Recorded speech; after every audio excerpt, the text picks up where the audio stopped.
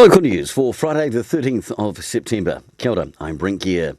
The training and career plans of 3 local apprentices have been given a boost after being awarded Masterton's Trust Lands Trust tenant apprentice scholarships. They're worth up to $1,000 each. The scholarships are part of the Trust's Education Grants program. It's the 50th anniversary of Conservation Week, and the Greater Wellington Regional Council are celebrating next week by teaming up with the local organisations for events across Wairarapa. Included in the list of events are the Waipua Urban Conservation Event in Masterton, with a gala day for schools open to the public, and a planting day at Lake Onoki.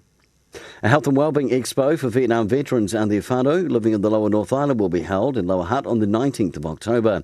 Bob Davies, who served in the New Zealand Army and was in Vietnam with Victor 3 Company, says it would be valuable for all veterans to attend the expo to see what's on offer.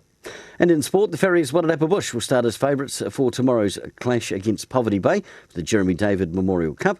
And Pioneer will contest the 2020 Club Rugby Premiership next year. The club got the word Wednesday night and plans are already well underway for next season. Kia ora, for local news and sport, I'm Brent Gare.